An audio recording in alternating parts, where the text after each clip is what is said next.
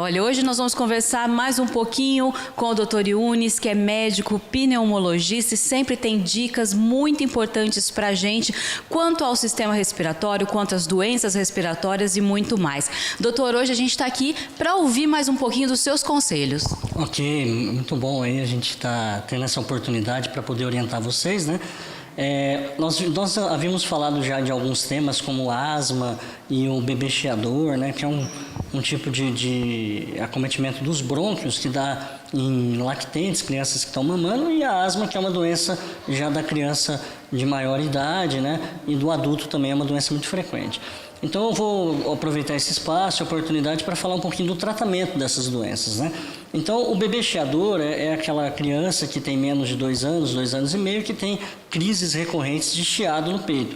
Nesses casos é muito importante se fazer o diagnóstico e fazer um tratamento, principalmente com medicamento que desinflama a via aérea, né? De preferência de ação local, né? Então os sprays, as bombinhas, que nós já comentamos em outras oportunidades, que eles não viciam, não atacam o coração e servem para controlar a doença, a inflamação que provoca nos brônquios, tá?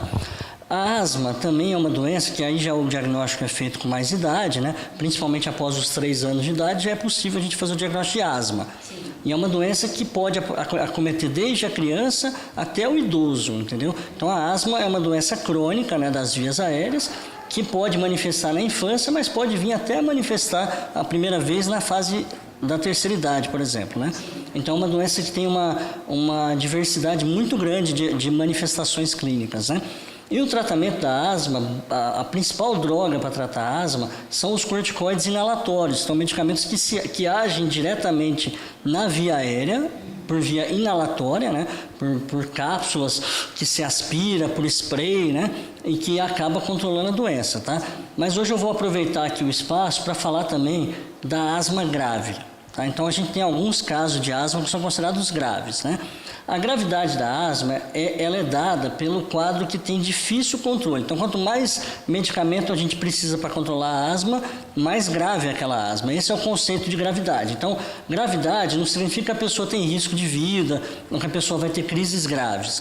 A pessoa tem asma grave quando ela precisa de muita medicação para fazer o controle da doença, tá?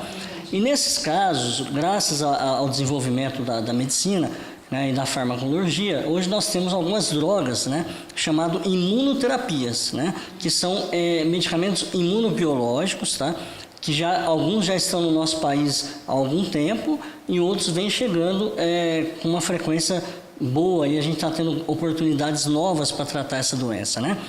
Então eu vou citar aí as 3 drogas que a gente tem no Brasil hoje, né, que são os imunobiológicos para tratamento de asma, tá?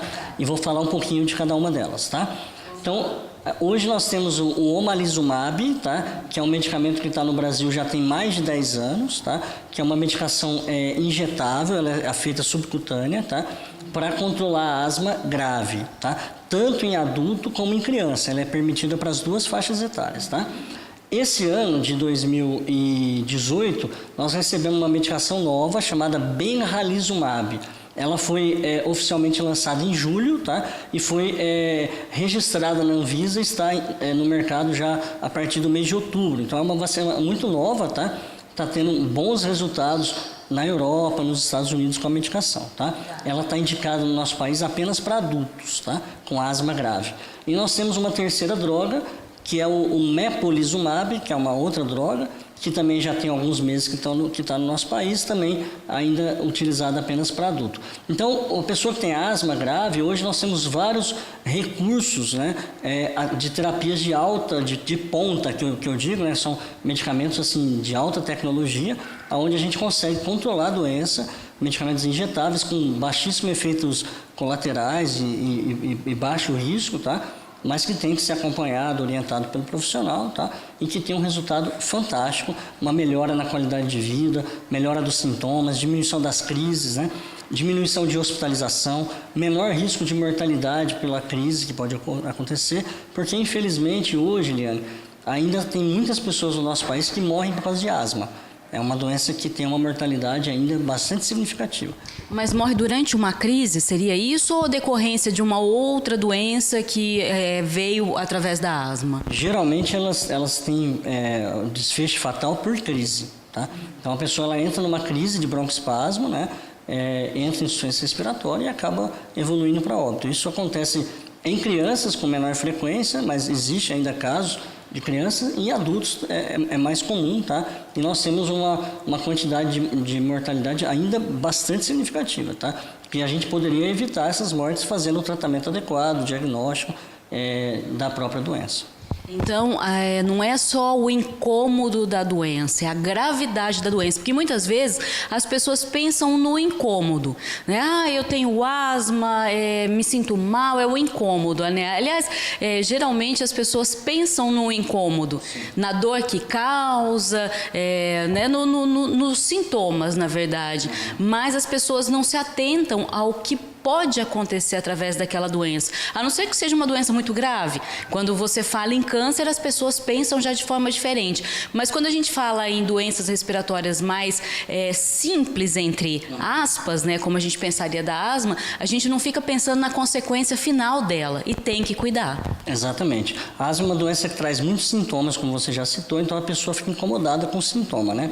Mas muitas vezes ela acaba tendo alguma forma de alívio, algum tipo de spray ou algum tipo de medicamento que alivia a doença. E esse é o perigo, porque às vezes a pessoa não está tratando a doença, ela está usando o medicamento apenas para alívio dos sintomas.